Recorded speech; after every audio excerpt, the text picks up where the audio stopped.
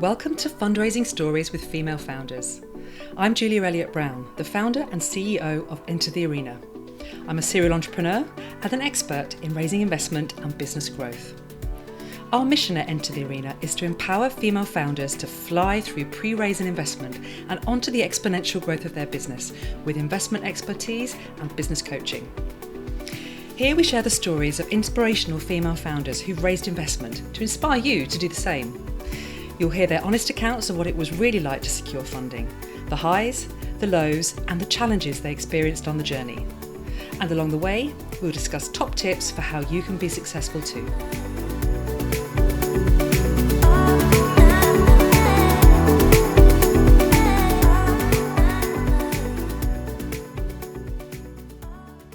Today, I'm really pleased to be talking with Joy Foster, the founder of Tech Pixies.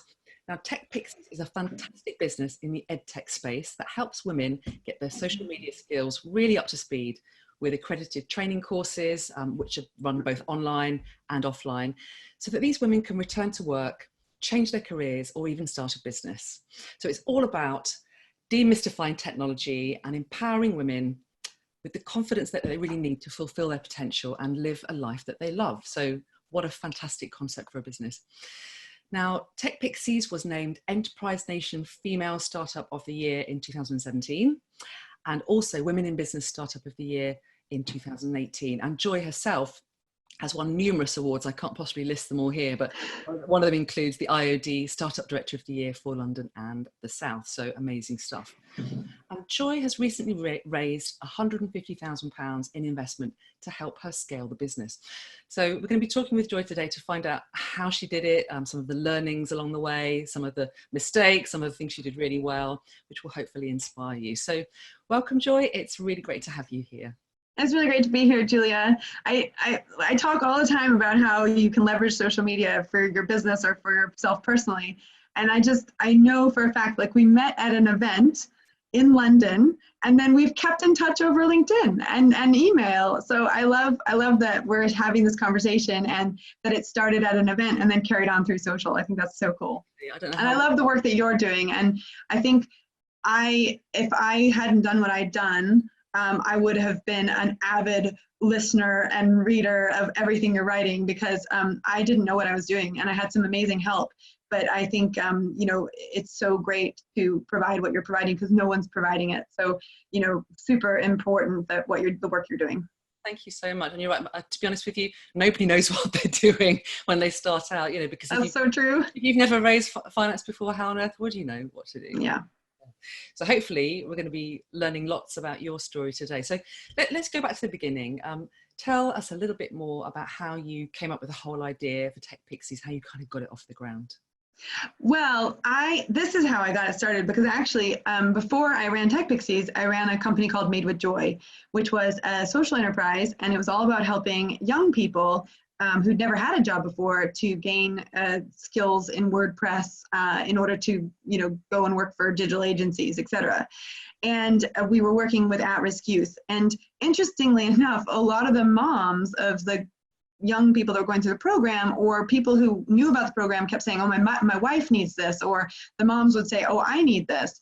And I got to a point where I was like, I was doing it one-on-one and it was really intense and it was really hard to do because everyone needs so much attention to get them to a certain place that I had a couple moms who were interested, a couple women actually, it wasn't all moms, but a couple women who were interested. And I said, hang on, let me see if I can create an actual program. And I called a friend of mine and I said to him, I want to start a digital skills school in Oxford. That's what I wanted to do. And he said, because I just wanted people to be able to do what you can do at General Assembly, but in Oxford. Because for example, General Assembly, you can only do in London. Well, you can do it online now, but it's in all the big cities, but it's not in the periphery cities. So I kind of wanted to become the General Assembly for the non-big cities, if that makes sense, the non-major cities. And in my mind, it was like the General Assembly for women. But really, he said to me, hey, there's this pot of money. You can apply for it. And so I did. So I applied for about £16,000, and it was a grant from the Government Equality's Office that came through the Oxfordshire, Better Broadband for Oxfordshire and Oxfordshire County Council. And we launched our pilot with 12 women. And the goal with those 12 women was to get them, they had to be women who were out of work and wanted to go back to work. And I knew that they needed not only the skills to do that, but they also needed the life coaching. Because when you transition from not working and being available for everyone to do everything to working and not being available anymore, or being available less, there's a lot of stress that comes with that. And I experienced it myself, and it was a life coach that got me through that. So I wanted to have a program that helped people not only learn a new skill, but have the life skills to cope with what those new skills could do for them. So that's how we started. We started with a grant, a government grant. And then, of course, the caveat with the government grant was that we would become self-sustaining after the grant money ran out. So then we had the shock of the system where we had only 3 people sign up to do the paid program.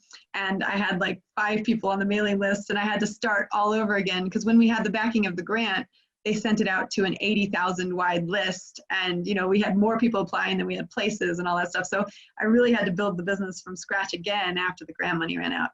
But we, like you said, we won several awards. We won Unlimited, which is a social enterprise funding body.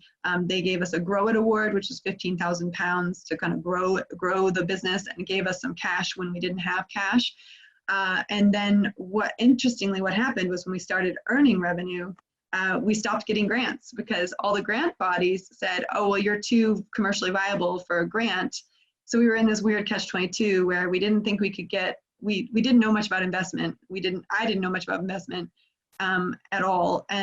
But that we'd stopped getting the grant money, but we weren't able to sustain ourselves. So that's when I went for investment. Yeah. And so maybe I'll stop there, and then we can continue on when you. Yeah, I mean, grants is can be such a great source of funding to get off the ground. And there are so many different organizations where you can go for that kind of funding. I mean, I always say to people, particularly if you're a kind of R&D type company, Innovate UK have got tons of money that they want to get out there. But it's interesting, these smaller kind of local grants, I think people overlook those, but can be really important, can't they? But we've continued to receive them, actually. We applied for the Elevate grant, which gave us the ability they paid for 1/3 of our PR push. They paid also for, 1/3 of other expenses that were related to the business. I'm blanking right this second on what they were. But it gave us the opportunity to take a risk. Oh, I know what it was. They were our testimonial videos. So we had 3 really professionally done videos, which have served us very, very well. And we got 1/3 of the cost back for those. So we continued to apply for grants. It's just been, we applied for 150,000. This is the irony. We applied for 150,000 pounds worth of grants and got rejected from all of them. And if anyone knows anything about grant applications, they suck your life out of you, and you often have to switch what you're trying to do to meet the grant standards. And so also I felt like I was compromising on my business, which may have come across on the applications, but we even hired a grant specialist who's like really good to help us, and she couldn't even get us past the line. So, for me, it got to a point where I was like, I can't rely on grants anymore. I need to move beyond grants, and I need to go into investment. Yeah. Did you think about taking on any debt at all at the start, like a startup loan or anything like that? I did take on some debt. The first thing I did was the startup loan, but I'm American, as you can tell. I've got this kind of weird, funky American British accent. I'm married to a Brit, but you can take a 25,000, and I'm really glad I know this, because I've told a lot of other entrepreneurs this, and they've really benefited from knowing this. So you can take a startup loan for 25,000 at 6% interest. And, but the thing is because I'm an American, and because my visa runs out in December, and I have to get a new one. Yeah, I know, it's like fingers crossed I can pass the test. Apparently my husband was on one of the questions for the citizenship test, which is pretty cool. So I might get that one right. But the thing that I've learned is that you, as an American with a visa issue, they don't give you the full grant. So I applied for 11,000 pounds, and I did get the 11,000 pounds. And I did use that to keep the business going until I raised investment. Good. And we paid it off in July. So that was exciting. Fantastic. So yeah, grants, loans, brilliant ways to get the business off the ground. And then you thought, right, now it's time to go out and get some investment. Well, let me just say one thing too. When I was pitching for investment, there was a guy who came to the meeting, or to the pitch. And he said at the end of it, he's like, I don't know why you need investors. Like, I would just do a loan, and just fund this whole thing with a loan. And at the time, Unlimited was offering a loan up to 150,000, and it was part grant, part loan. But the thing about a loan, here's the thing about a loan. Number one, you got to pay it back immediately. Like, you get like 1 month's grace period, but then you got to pay it back. And often when you're doing investment, it's because you're taking a risk. You're saying, I have this idea. I think it's going to work. I think it's going to, not only do I think it's going to work, but I think it's going to make the business go to the next level, right? So you can't do it on a little idea. It has to be a big idea, right? Investments on a big idea. It's the next game in the business, but it's a risk. It's a risk to you. It's a risk to the company. It's a risk to the investors. And so a loan to me, not just because of my faith and how I feel about loans in my faith, which is that you shouldn't have them, but also in the idea that it was a risk. It was too risky for a loan. So the idea that we would go from, let's say, 100 women in the program to 1,000 women in the program, that we would go from a face-to-face program to an online program, which I didn't know how. I'm telling you now, and I've said this a couple times on LinkedIn and everywhere else, so it's not like it's a secret. I had no idea how to launch an online program. I thought I knew how to launch an online program, and we had some really early success that made me feel like, okay, I know what I'm doing. But when we really got into it, I didn't know what I was doing. So I had to do a whole bunch of upskilling myself to learn how to do what I needed to do, and that has transformed the business. But if I didn't have the money from the investors, I wouldn't have had the time or the money to do the things that I needed to do to take the business to the next level. And that's what we're starting to really see happen right now, which is why I'm so excited and speaking like a chipmunk. So question for you around deciding to go down the investment route. So one of the things, obviously, when you take on professional investors and you give away equity in the business, the plan needs to be obviously that you're going to be able to scale this business and give those investors a return. And usually that means that you build that business through to exit. So question for you, with a business like yours, which is a kind of, I don't know how you would define it.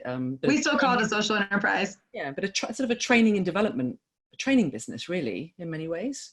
Yeah. Where do you see the exit potential for your business?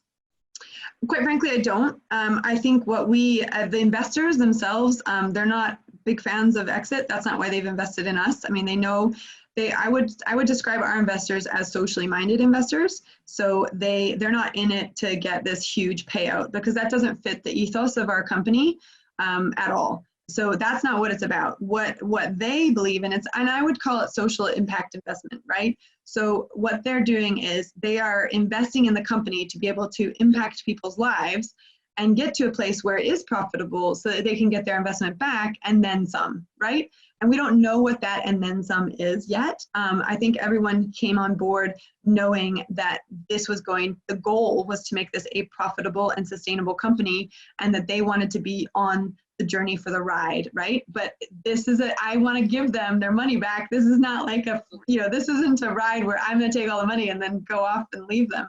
What's so amazing for me is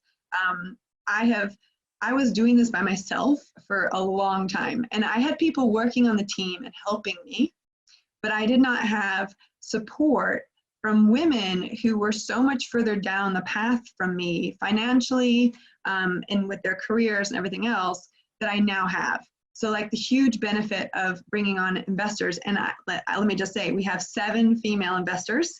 That's like unheard of in the investment world, that the investment is all female driven. They are women who've come out of seriously awesome corporate careers, and also women who've set up businesses that have had, we've got one woman on our board, and also one of our investors, which I'm really excited about. Her company is 30 years old. It's got a huge profit, and people are trying to buy her company. Thank you. People are trying to buy her company, and she's turning them down. So like, we are not in this to exit and make a ton of money. We are in this to build a long-term a program that changes people's lives and impacts the next generation. Okay, so a very different kind of investment opportunity than the many that are on the table. And I think what you've done, so you've got £150,000 with 7 investors who are all women. That's most female founders' dream, to find those people. So let's talk about kind of how you brought that round together. So did you go out to your network, first of all, to to try and find people who would want to back you? Well, I think the first thing I had to do was get the courage to actually go for investment. Like, I actually think I was really scared about it. I teetered on the edge a long time because in January of 2018, which is when I had that kind of critical moment in the business of, do I raise investment or not? I was tired, right? I mean, I was so tired. I had been holding this thing up on my own with a supportive team, but like in terms of, the mental energy and the vision energy, it takes a lot of, the forecasting, all that stuff, it takes a lot of energy out of you. So I was really tired in January of 2018.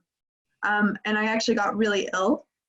I was in bed for 11 days, could not get out. I had 2 children. I have 2 children. My husband had to look after them. I totally I just fell apart. I was so sick. And I was sick because of the stress, because I knew that I couldn't take the business to the next level on my own. So I think the first thing is I had an opportunity to walk away from the business, knowing that I'd helped 100 women. I didn't have any debt at that point. It was all like wrapped up and tidy, and whatever debt I had, like that loan, I could pay it off. So I didn't know anybody anything, and I could have walked away. So I was in a really good place.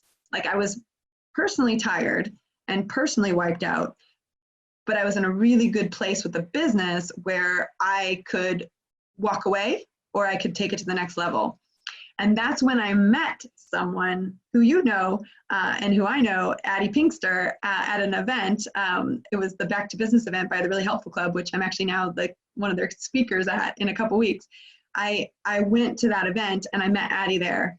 And we just casually were talking about the business. And she's like, oh, I think your business is really interesting. You should come and speak to me about it. So I went to what's called a founders clinic, and I showed up and I talked about my business, and I talked about my future hopes and dreams for the business. I also admitted that I could walk away and I'd be fine. And I was clearly tired, I was clearly, and I just remember so vividly at the end of that founders clinic, which she told me was not meant to break you down. It was meant to build you up, because a lot of these things can break you down intentionally in order to make you go to the next level. But this was all about positivity and just looking at the really positive things in your business. And at the end of that, she did what I do to every woman who comes to our program. And I think, sometimes you give, and your cup is empty. And that's where I was. And you need someone to fill your cup back up. And she just put her hands on my shoulder. She looked me in the eyes and she's like, Joy, you're worth investing in. Your business is worth investing in. Just do it. It was such a clear message. It was such a strong message. And I just immediately I was like, let's do it. Let's do it. And the cool thing was Addie has an incredible team, and they walked me through everything. So, I saw you've got a finance workshop coming up. I was like, if I didn't have Addie, I would have loved to have gone on that. Because I didn't know any of this stuff. So, Georgie is who she hooked me up with. She put me through the ringer on the finances. It took us 6 months to get the finances to a place where they were investor friendly. And I know that's what your workshop's about, getting those finances to be investor friendly. The investors have to know you have a healthy business. They have to know what the future looks like, So anyway, so I had to grab the courage. And I had to, someone says, if you don't have the confidence, grab the courage. And I think that's a really important statement, because confidence comes from doing things that you've never done before and gaining experience. But if you don't have that experience, you've got to grab the courage. You got to go with the heart, and you got to say, what does my heart tell me to do? I hope that answered the question. I'm sorry. It did. And I think you're so right. Sometimes it just takes somebody to say, I believe in you. Yeah. And let me tell you, there was one other thing that happened, and this is crazy. And this comes from the faith side. So it doesn't apply to everybody, and maybe not everyone will agree with me, but I have this thing called the God factor. Whereas you do everything you possibly can, and then suddenly the God factor comes in and does that thing that you didn't expect, right? So I got invited to this House of Commons lunch. It was a game changer lunch, special invitation. You could only go if you're invited. And it was not cheap. I had to pay to go. But I remember thinking, this is too expensive for me to pay for, but I've been invited and I should really go because it's the House of Commons and all this stuff. And so in the end, I decided to go, but I almost didn't go, but I decided to go. And the person who ran it, her name is Sarah Lloyd Hughes. She is brilliant, because she said to everybody, before you come, I want you to come with intention. And I think this is an important lesson for everyone, that whatever you're doing in life, you need to do it with intention. You know, like, why am I doing this thing? Don't just do things for the sake of doing things. Be intentional. So she said, come to this lunch with intention, and I want you to tell me what you intend to get out of this lunch. And I was like, whoa. So I just wrote back to her and I said, okay, I'm looking for investment. So my intention is to connect with people who might be able to invest in my company. And obviously everybody else was putting in intentions as well. And there was a woman who became one of my investors eventually. And she put on her intentions, obviously something like, I'm looking for a new adventure. I want to connect with someone who's doing something exciting, blah, blah, blah. So I sat next to her.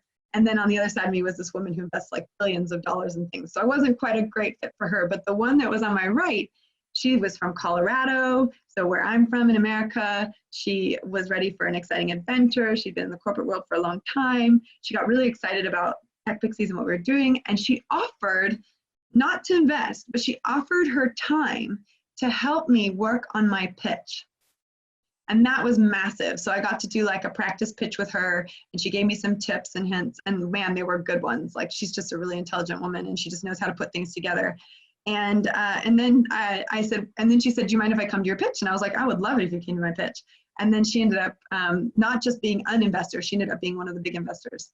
So, that's the God factor. That's where you're kind of like, you're saying, look, I want to do this, but I need a little bit of help here. And, just things like you can't imagine. So I didn't know her before May of 2018. And she's one of our investors and advisors. So, there are all sorts of little different elements at play there. She brought in a friend. She brought a friend in. There's something in that I'm picking up. It's about you vibrating on a really high frequency in some ways, and putting out into the universe this great energy that then comes back. Yeah. Get yourself in that space. And I think it's interesting what you were saying about your business and how you support women who are upskilling themselves in social media. It's the same with fundraising. There's a technical aspect to it. So much of being successful at raising finance is about your mindset and about the energy that you put out there, because you magnetize people. If you've got the right energy, it's so important. Well, and right about the time that I was working with Addie and Georgie and the investor that was helping me with the pitch, and there were other people that offered to help me as well, which was brilliant. I took that help because you just need it. You need people who've been there. I had someone who came to the pitch and they filmed me. And they filmed me when I got to the money part. And apparently, like, I kind of shrunk down when I was talking about the money part, because I have to say, it's like, I'm getting better at it, but women just, they don't want to talk about money, right? And Brits are even worse, like, I'm not even British, but the Brits don't want to talk about money. It's hard to talk about money. So he filmed me, and he sent me the video. He's like, you need to like stand tall when you talk about money and not hunch down.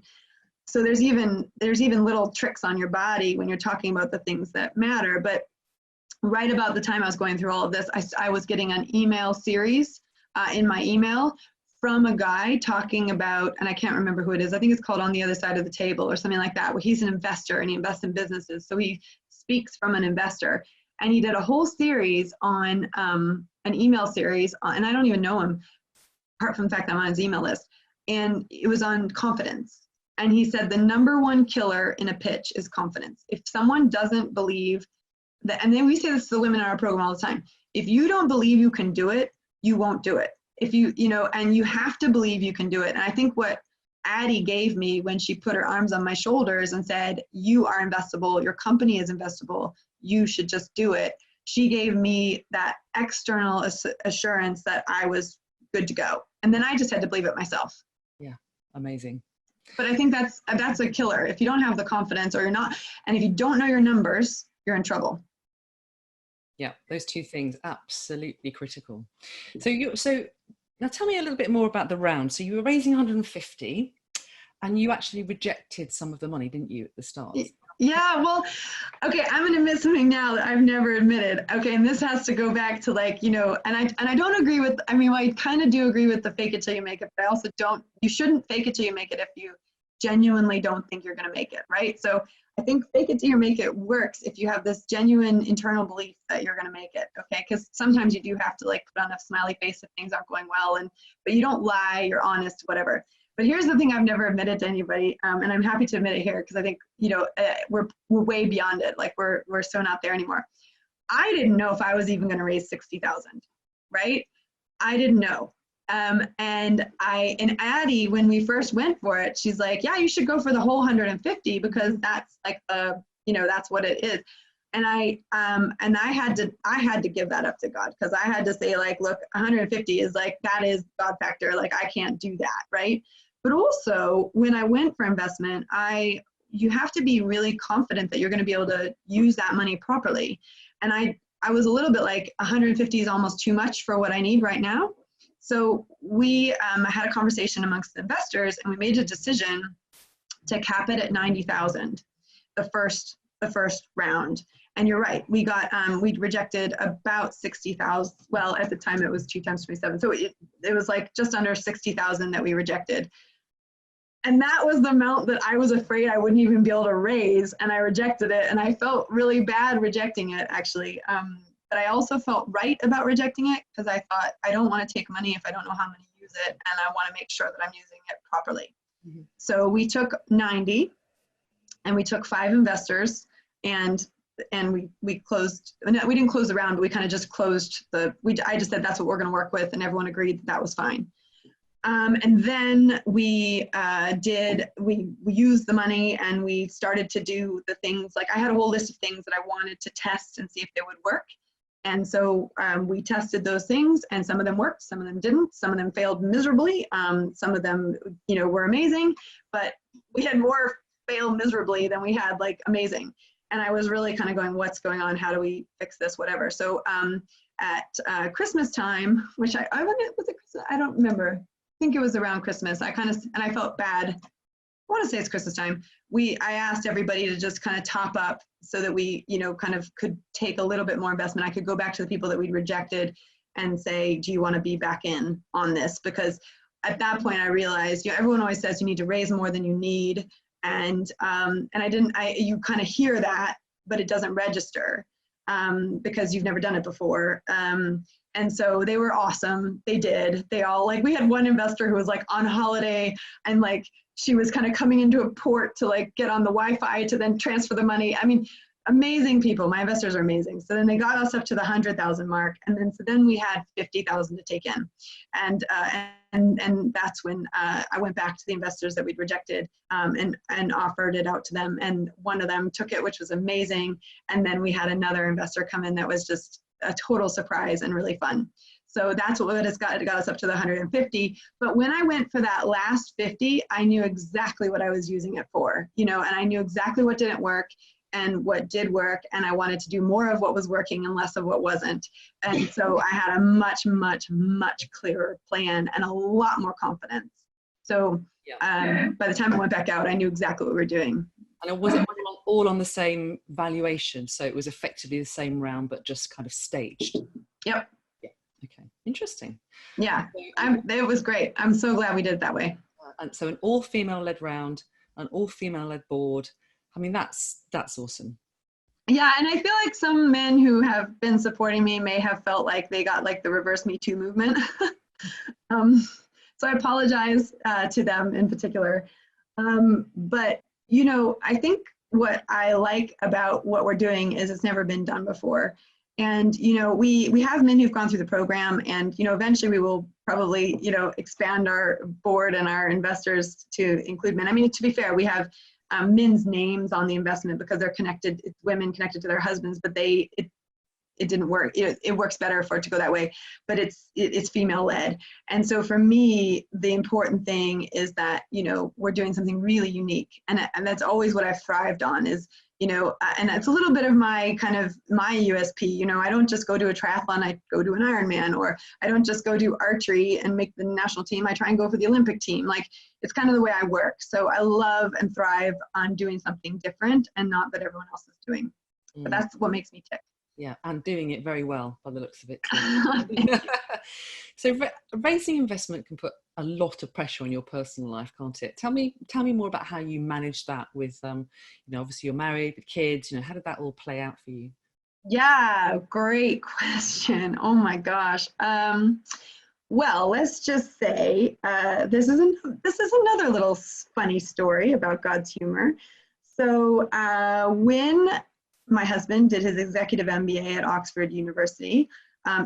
It wiped us out financially. It took all of our savings. And when he finished his EMBA, his executive MBA, I remember like having this big fight with him and being quite mean, actually. And I was like, why don't you have a, ridiculously awesome CEO job? And, you're making back all the money that we spent on this. And I just remember really laying into him and feeling really bad retrospectively about how harsh I was on him about what was happening with his EMBA. Because I was the one who said, I think you should go get an executive MBA. Let me just summarize my husband for a little bit. He's a Olympic gold medalist.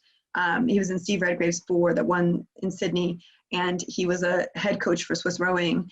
And so he'd done 30 years in one career, which is sports, and he wanted to transition out of it. So that's why he did the executive MBA, and I thought it was a great idea. But of course, I let that hang over my head for a long time about that money that we spent and, where is it, and da-da-da-da. So, we had a little bit of stress like that previously in our marriage anyway. And so what was crazy about this whole thing, and this is what I say, in terms of humor from above, divine humor, is that when I did go out for investment, before I did it, I said to my husband, look, this is going to take the business to the next level, which also means it's going to take me away from the house a little bit more. It's going to be a lot more intense on our family. And actually I have to say, like, raising the money, that was a very intense period of my life. It was very difficult. It's just a lot of, you're learning so much and you're applying so much and you're doing, so it was really intense. But I said to him, I won't do it if you're not on board. Like, I kind of said, I need you on board. Like, I need you to be like, this is like, I'm signing up to support you, but I said to him, if you genuinely don't want me to do it, I won't do it. And one of the reasons that I did that was I didn't want to just barrel into doing it without his input. But secondly, I knew that some of the key investors were ironically going to come out of his executive MBA program. So this is where you have your foot in the mouth and you feel really, really bad about what you put your husband through, because the amount of money that we raised in our first round obviously was 90,000, was more than we put into his executive MBA. But the key, the kind of the first 2 investors that came on board, they came out of his executive MBA program, out of those relationships that we'd been building on for 4 years as friends, people that we really respect and love and know very well. And we've built relationships with them since 2012, 2013. So, those people are the ones that came in. And I love telling that story, because I think it's important to know, number one, your key investors are probably going to come from relationships you've built over a long time. So you need to make sure you're maintaining relationships with people that you think might be a great fit for your business, but also people you like. Someone explained it to me like the bus test. Like, who would I want to sit on a bus with for 12 hours or 24 hours? And so it's who do I want to take on a journey with me? So, they're going to come, your first investors are going to come from people you respect, people you love, people you've done work with, people you've known for a long time. And that's who came in, so the people who came in 2018, I'd known them for 5-6 years, very well known them, but they came out of the program. So I love telling that story. I don't know if that's useful for anybody, but it's useful for me. It was a humbling moment and a little bit of divine comedy. Yeah. But it's super useful. So a couple of points in there. One is how critical it is to get the support of your family, because they've got to be there for you. But also this idea that, actually your network is such a rich seam of potential investment, and not to feel, I think there's a lot of people feel a bit uncomfortable about asking people that they know for money. And I think you have to flip it and think, actually, it's an amazing opportunity that you're offering people, rather than feeling like you're going with a begging bowl. It's scarier when you know people, right? So like I have to say, like, you don't want to lose your friend's money, full stop. You don't want to lose your family's money, full stop. But for me, I didn't want to leverage the house. Like, I didn't want to do a mortgage for the business, because I wanted to make sure we had a roof over our heads. But for me, it was like, yes, I get that. It's really scary to ask your friends for money. I think where I got to it was, do I fundamentally believe that I can do this? Do I fundamentally think that I can take the business to the next level, and what support do I need to do that? And I think if you fundamentally believe, if in your heart of hearts, that you can find the resources. You know, I mean, if I tried to go for investment 3 years ago, it wouldn't have worked, right? I had a lot of confidence going into the investment round because I knew what I had done in the program. I knew the program was good. I knew that it was changing people's lives. When I had to lay people off in January because I knew the situation for the company wasn't great, and I had to lay people off who worked for me. They said to me on the phone calls, they said, I don't care what happens to my job. I will find another job. What I care about is that Tech Pixies keeps going.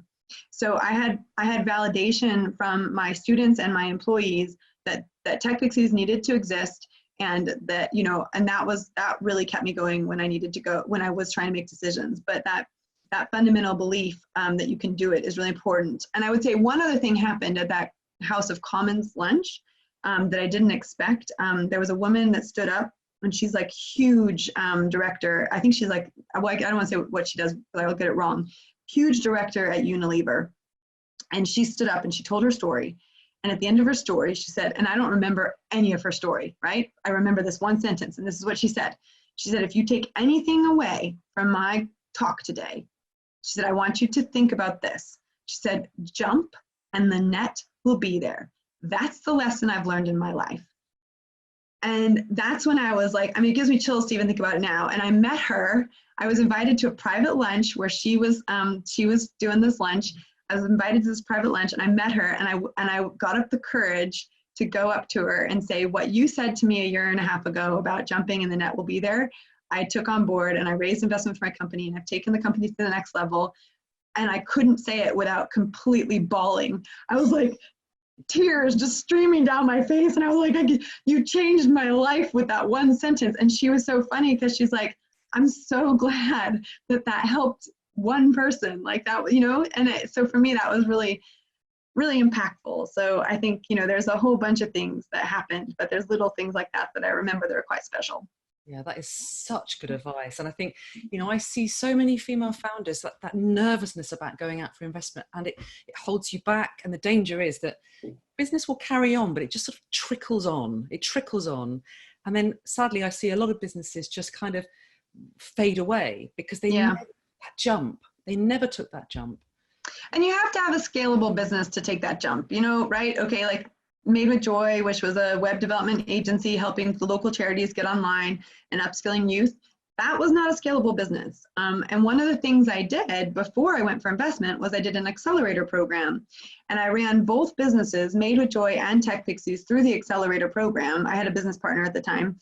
He still is an investor in our business, but not involved on the day-to-day. But we went through that. And he did Made with Joy through the accelerator program, and I did Tech Pixies through the accelerator program. And what came out was that Tech Pixies had mega potential to be scalable. Made with Joy did not. And at that point, I said, okay, I'm dedicating my life to this. I need it to go big. And also the other thing that's really exciting for me, and one of the lessons that I've learned over the last few years, is to think big. And I know that sounds easy to say. It's much harder to do than to say. But when I was running Made with Joy, and I have this written in my journal, right? So when I was running Made with Joy, and we'd only turned over 10,000 pounds. It was like our very first, I was so excited we'd made 10,000 pounds. But it was, that's where I was at. A friend of mine, Ben Fletcher, he invited me to come along to this growth summit, and just said, come along, Joy. I want to support you on your journey. Come along and listen. Okay, so I show up at this growth summit. The growth summit was for companies that were earning 2 to 5 million in revenue, and we're looking to go to 10 million in revenue. And I wrote this in my journal, I feel like a fraud. Why am I sitting in a room with people talking about 2 million and 5 million and 10 million? And I'm just excited about 10,000. And it's what I realized, if you think big, you will go big. If you think small, you'll go small. It's just the way that it works. We work within the range that we believe we can work in, and that's pretty much it. And I remember just my mind being open to, oh my gosh, Tech Pixies could make £1 million. What? Or 10 million pounds. It was never on my psyche up until that point. So I think thinking big is a really important thing for women to do. And you have to, another thing I've learned is, and I love this, is what got you here will not get you there, right? So the stuff I'm doing now in the business is not the stuff I was doing a year ago. It's not the stuff I was doing 4 years ago. So I have to evolve the stuff I'm doing in order to get the business to the level that I think it can be. Well, we absolutely need more women thinking big. That is absolutely for sure. Thank you so much for all your insights, and so many, so many little great sound bites in there. And I'm sure a very, very inspirational story for many, many people who are listening. Well, I hope it does inspire someone to think big and have the courage to go for something that they believe in their heart of hearts would make the world a better place, and that's the point. All of us entrepreneurs, that's what we're doing. Like, we are trying to solve problems, and the best businesses out there are the ones that succeed and the ones that survive. They're solving real problems. So you have to also just think, this problem needs to be solved and I can solve it. And I think if you know that what you're giving back to humanity is good for humanity, that will give you a lot of confidence and courage to do what you need to do. Thank you so much. We will be following your progress with great interest. I hope there's lots of women out there, even if you're not thinking about fundraising, if you want to upskill on social media skills, then check out Tech Pixie. Thank you, Joy. And thank you so much, Julia. Thank you. Bye. Bye. Thanks for following Fundraising Stories with Female Founders. This content is all provided to you for free, so if you've enjoyed today's episode, please subscribe so you never miss another one. Enter the Arena has helped hundreds of female founders fly through pre-raise and investment and onto the exponential growth of their business. Our first-hand experience, expert guidance, and proven programs help female founders unleash the Wonder Woman inside. To see if we can help you do the same, head over to www.enterthearena.co.uk.